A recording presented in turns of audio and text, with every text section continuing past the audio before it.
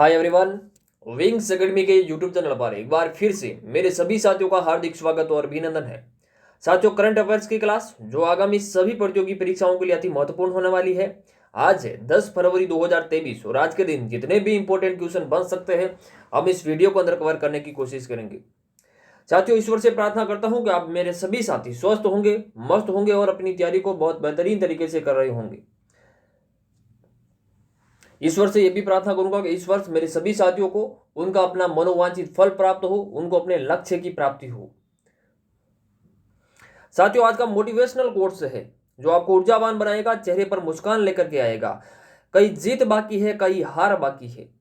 कई जीत बाकी है, कई हार बाकी है, अभी तो जिंदगी का सार बाकी है। यहां से चले हैं नई मंजिल के लिए, यह तो एक पन्ना था, अभी तो पूरी किताब बाकी है। क्या कहा? कई जीत बाकी है, कई हार बाकी है, अभी तो जिंदगी का सार बाकी है। यहां से चले हैं नई मंजिल के लिए, यह तो एक पन्ना था, अभी तो पूरी किताब बाकी है।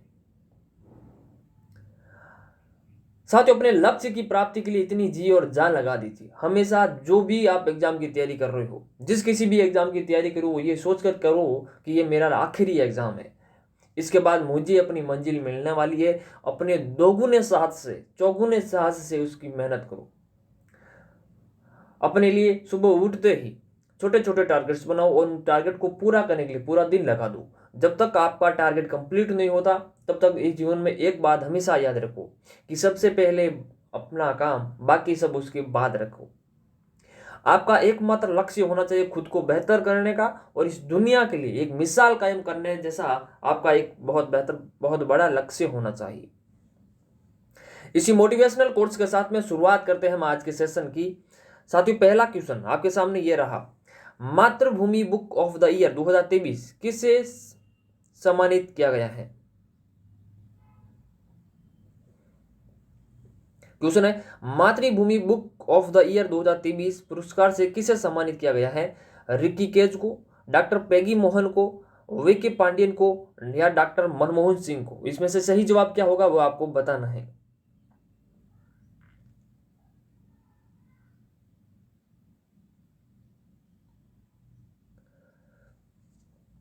साथियों, इसका जो सही जवाब है वो है डॉक्टर पेगी मोहन को। हाल ही में डॉक्टर पेगी मोहन को मिला है मातृभूमि बुक ऑफ द ईयर। तो रिकी केज को कौन सा पुरस्कार मिला? इनको मिला ग्रेमी अवार्ड।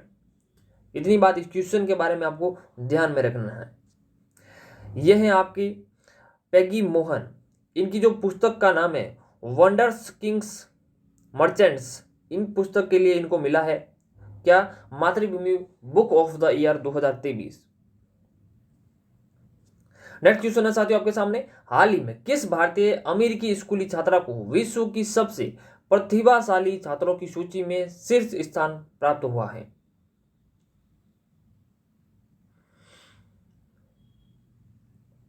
नताशा पेरियानयागम, पलक शाह, जानवी विमल या वादिनी?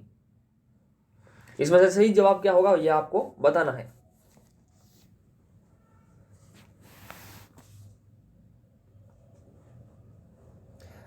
ये भारतीय मूल की लड़की, भारतीय अमेरिकी स्कूली छात्रा, विश्व की सबसे प्रतिभाशाली ये लड़की है, बहुत होनहार है, ऑनेस्ट है। इसका नाम है नताशा पेरियान यागम। ऑप्शन नंबर फर्स्ट इसका सही जवाब है नताशा। यह इमेज के अंदर छोटी सी बच्ची नताशा, ये अमेरिका के अंदर एक स्कूली छात्रा है और ये सबसे प्रतिभाशाली लड़की है विश्व की। बढ़ते साथियों नेक्स्ट क्वेश्चन की तरफ। हाल ही में पूर्वोत्तर क्षेत्र के युवाओं के लिए युवा संगम पंजीकरण पोर्टल को कहां लॉन्च किया गया है? हमारे जितने भी नॉर्थ ईस्ट के अंदर जितने भी स्टेट हैं, इन्हीं को, चाहे अरुणाचल प्रदेश हो, असम हो, दिसपुर हो, मणिपुर हो, मेघालय हो, इनके युवाओं को अन्य भारत के साथ में जोड़ने के लिए, उनको सांस्कृतिक विरासत से रूबरू करवाने के लिए इसका आयोजन किया जा रहा है, युवा संगम पंजीकरण पोर्टल। तो इसका जो आयोजन है वो कहां पर हुआ है ये आपको बताना है। दिसपुर, कोहिमा, नई दिल्ली या फिर शिलोंग के अंदर?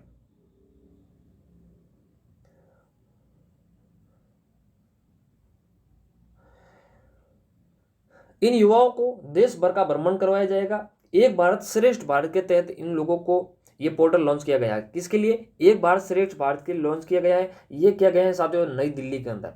इसका सही ऑप्शन है नई दिल्ली।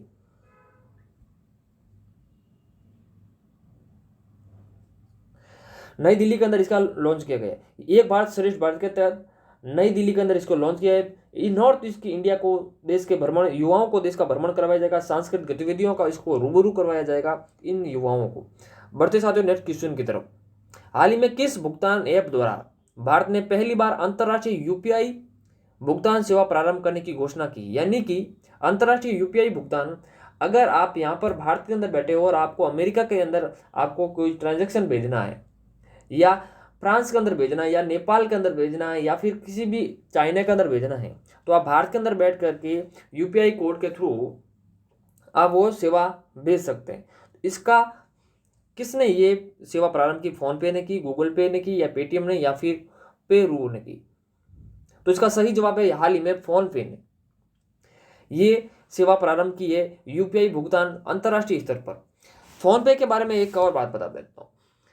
भारत के अंदर 4 में से 1 व्यक्ति के पास, 4 में से 1 व्यक्ति के पास में फोन पे है।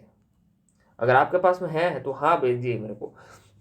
4 में से 1 व्यक्ति के पास में फोन पे यूज करता है, गूगल पे भी है, पेटीएम भी है, लेकिन 4 में से 1 व्यक्ति तो आपको जरूर मिलेगा जो फोन पे का यूज करता है। इसके अलावा यूपीआई की जो फुल फॉर्म है वो क्या है? Unified payment interface. क्या नाम है? यूनिफाइड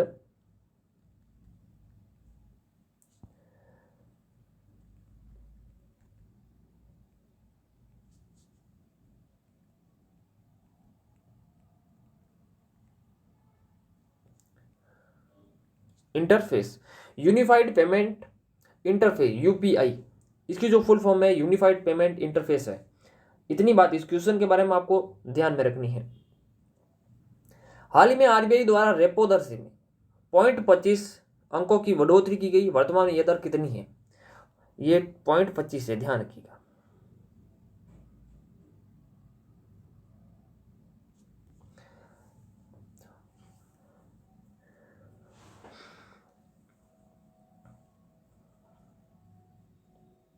हाल ही में आरबीआई द्वारा रेपो रेट की जो बढ़ोतरी की गई 0.25, तो पहले कितनी थी? ये 2.25 थी, अब कितनी हो गई? 6.50, यानी कि 6.5 हो चुकी है किसकी? Repo rate. अब सर इससे क्या फर्क पड़ेगा?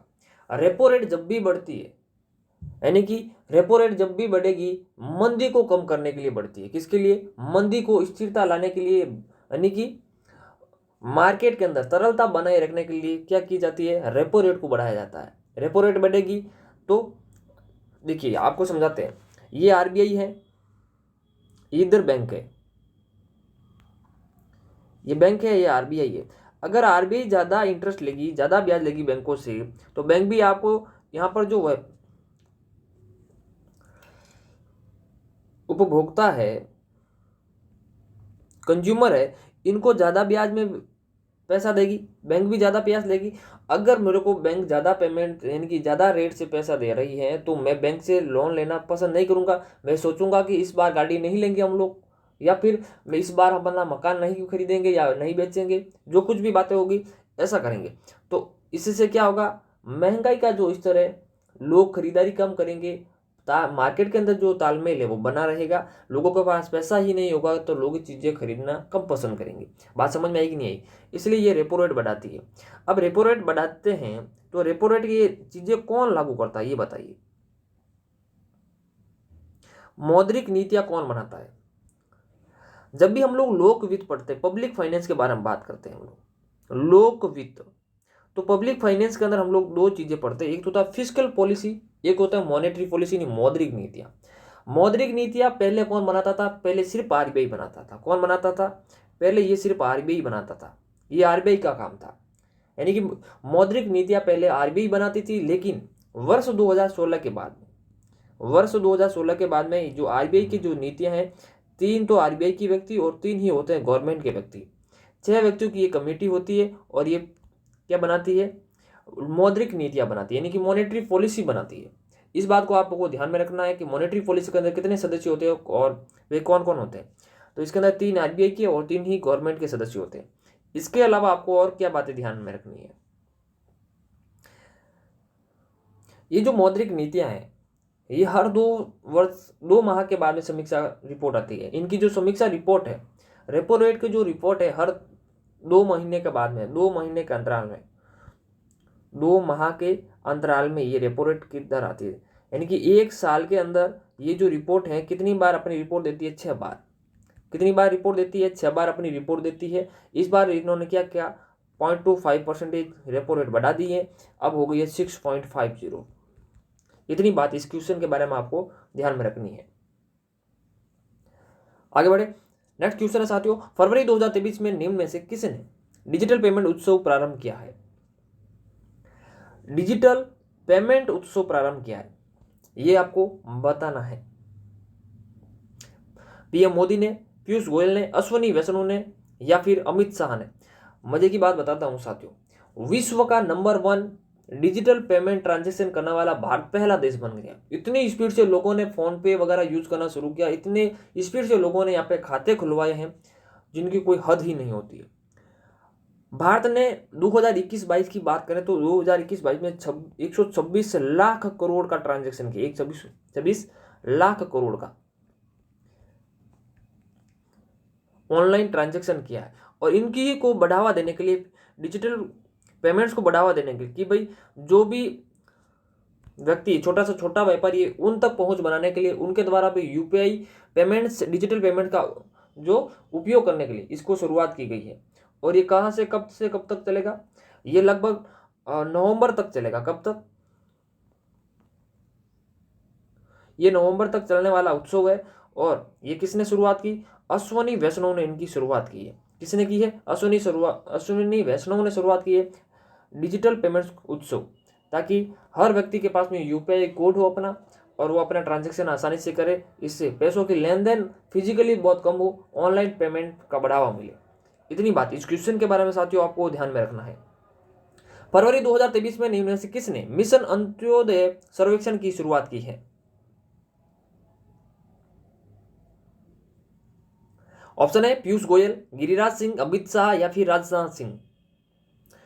मिशन अंत्योदय सर्वेक्षण क्या है? तो ये किसने लॉन्च किया है? तो इसकी जो शुरुआत की है गिरिराज सिंह ने की। पंचायती राज हमारे मंत्री गिरिराज सिंह, उनके द्वारा मिशन अंत्योदय सर्वेक्षण की शुरुआत की गई। इनके बारे में क्या खास बात है अंत्योदय सर्वेक्षण के बारे में, आइए जानते हैं। केंद्रीय ग्रामीण और विकास मंत्री, पंचायती राज मंत्री गिरिराज सिंह ने नई दिल्ली से एक समारोह में मिशन अंत्योदय सर्वेक्षण का उद्घाटन किया। उन्होंने इस पोर्टल के और मोबाइल एप्लीकेशन का शुभारंभ भी किया। ग्रामीण विकास विभाग 2017-18 देश के सभी ग्राम पंचायतों में मिशन अंत्योदय सर्वेक्षण कर रहा है। ये 2017-18 से ही मिशन चल रहा है ग्राम पंचायतों के अंदर। इसके अंदर क्या बात है? इस सर्वेक्षण का उद्देश्य विभिन्न योजनाओं को अभिसरण के माध्यम से लोगों के जीवन और आजीविका के परिवर्तन को, परिणामों को आंकलन करना है। इस मिशन का ये आकलन है कि लोगों की रोजगार किस प्रकार से बढ़ाया जाए, लोग किस प्रकार के रोजगार करते हैं, ठीक है। इनके जो हर व्यक्तियों का जो ग्रामीण स्तर पर है उनका जीवन और आजीविका के अंदर किस प्रकार से परिवर्तन करना है, उनके परिणामों का क्या आंकलन करना है, उसके बारे में ये योजना बताती है।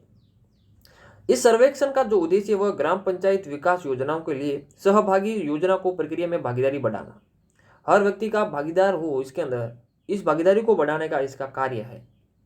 और क्या है? इससे सेवाओं में विस्तार में सुधार होगा और नागरिकताओं में वृद्धि होगी। लोगों की संस्थाओं और समूहों को गठजोड़ के लिए गति पैदा होगी और स्थानीय स्तर पर शासन में सुधार भी होगा। अगर लोग जागरूक होंगे स्थानीय स्तर पर तो वहाँ पर विकास भी ज़्यादा होगा, और जो भी पेमेंट आ रहा है, जो भी पैसा वहाँ स्थानीय स्तर के विकास के लिए आ रहा है, ताकि वो वहाँ पर लग सके, बीच में कोई बिचौलिया पैसे ना खाए। इस प्रकार से लोगों के अंदर वो जागरूकता पैदा करने का इनका कार्य है। सामुदायिक संसाधन व्यक्तियों को शामिल करते हुए 1 महीने की अवधि में ग्रामवार सर्वेक्षण किए जाने की उम्मीद है। सर्वेक्षण का उद्देश्य 21 सेक्टरों के 216 डेटाबेस बिंदुओं के तहत 183 संकेतों पर ग्राम स्तर पर डेटा एकत्रित किया जाएगा। इतनी बात इसके अंदर आपको ध्यान में रखनी है। नेक्स्ट क्वेश्चन है, अर्बन 20 सिटी शेरपाओं की बैठक का आयोजन कहाँ किया गया? अहमदाबाद, दिल्ली, गांधीनगर, जयपुर। अर्बन सिटी का अर्थ हुआ कि ये हमारी जो G20 की जो समिटें हो रही है इसके अंदर अर्बन सिटी शेरपाओं की जो बैठक हो रही है इसके तहत ही हो रही है। ये कहाँ पर हो रही है? ये साथियों हो रही है गुजरात के अंदर। कहाँ पे हो रही है? गुजरात के अंदर। गुजरात के 2 शहरों का नाम है यहाँ पे, एक तो अहमदाबाद भी है, एक है गांधीनगर। तो इसमें से कहाँ पे हो रही है? तो अहमदाबाद के अंदर। इसका सही जवाब कहाँ पे है? अहमदाबाद के अंदर हो रही अर्बन 20 सिटी शेरपाओं की बैठक। इसके बारे में क्या खास बातें, ध्यान दीजिए इधर। अर्बन 20 या U20, अर्बन 20, U20 और G20 के कार्य समूहों में से एक है, जो कि G20 देशों के शहरों के लिए जलवायु परिवर्तन, सामाजिक समावेश, निरंतर गतिशीलता और किफायती आवास और शहरी बुनियादी ढांचों को वित्त पोषण सहित शहरी विकास के विभिन्न महत्वपूर्ण मुद्दों पर चर्चा के लिए सुविधा के लिए एक मंच प्रदान करता है, सामूहिक समाधान का प्रस्ताव करता है।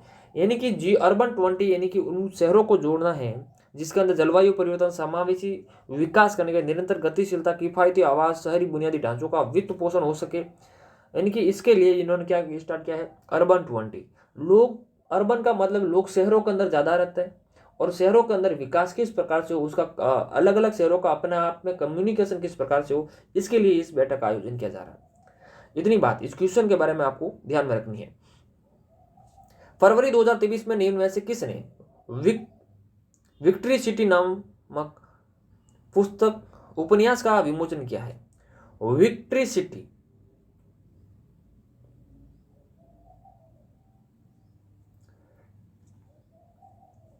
सलमान खुर्शीद, सलमान रश्दी, कैलाश खेर या अनूप मनोहर। इसमें से सही जवाब क्या होगा? विक्ट्री सिटी उपन्यास यानी कि एक नॉवल है, ये किसके द्वारा लिखा गया या विमोचन किया गया, ये आपको बताना है। तो इसका सही जवाब वो है सलमान रश्दी। इनके द्वारा विक्ट्री सिटी का जो नॉवल है उसका उपन्यास यानी कि विन्यास किया गया, यह है सलमान रश्दी भाई साहब। इनके द्वारा बहुत सारी पुस्तकें लिखी गई है। यह सलमान रश्दी की विक्ट्री सिटी एक नॉवल है। इतनी बात इस क्वेश्चन के बारे में आपको ध्यान में रखना है। नेक्स्ट क्वेश्चन है, पृथ्वी अवलोकन उपग्रह निसार का विकास इसरो और किस अंतरिक्ष एजेंसी द्वारा मिलकर किया जा रहा है? इसका क्या होगा काम? इसका काम है पृथ्वी का अवलोकन करना। ये जो निसार है, इस निसार के द्वारा 1 सेंटीमीटर की, जो भी 1 सेंटीमीटर के दायरे के अंदर कुछ भी परिवर्तन होगा, उनका ये ध्यान रख लेगा। ठीक है। और पृथ्वी का अवलोकन उपग्रह निसार का विकास इसरो और कौन सी अंतरिक्ष एजेंसी मिलकर करे? तो इसका सही जवाब है वो है नासा। इसका सही जवाब क्या है? इसरो और नासा ये दोनों मिलकर के इसको निसार को क्या कर रहे हैं? उपग्रह को क्या कर रहे हैं? विकसित कर रहे हैं। 1 सेंटीमीटर के परिवर्तन को भी ये अवलोकन कर रहे हैं। निसार की जो फुल फॉर्म है वो क्या है? निसार की फुल फॉर्म में एन का मतलब हुआ नासा। क्या हुआ? एन का मतलब हुआ नासा, आई का अर्थ हुआ इसरो, एस का मतलब हुआ सिंथेटिक, ए का मतलब अपर्चर और आर का मतलब हुआ रडार। क्या है? इस NASA, ISRO, synthetic, aperture, radar ये क्या करेगा? पृथ्वी का अवलोकन उपग्रह 2023 में लॉन्च होगा। ये पृथ्वी की सतह पर होने वाले परिवर्तन का ये अवलोकन करेगा। पृथ्वी के अंदर 1 सेंटीमीटर का भी अगर कोई परिवर्तन होता है तो ये इसके द्वारा अवलोकन किया जाएगा। इतनी बात इस क्वेश्चन के बारे में आपको ध्यान में रखती है। Thank you for watching my video. अगर ये क्लास आपको अच्छी लगती है, हेल्पफुल लगती है, तो अपने साथियों के साथ में शेयर करना ना भूलें। अगर आप हमारे चैनल पर नए हैं तो चैनल को सब्सक्राइब करना ना भूलें। यातायात के नियमों का विशेष तौर से पालन करें। दोपहिया वाहन चलाते वक्त हेलमेट का जरूर उपयोग करें और 4 व्हीलर चलाते वक्त सीट बेल्ट का जरूर उपयोग करें। अपना और अपनों का ख्याल रखें। मिलते हैं नेक्स्ट क्लास के अंदर। तब तक अपनी तैयारी को बहुत बेहतर तरीके से करते रहिए। जय हिंद।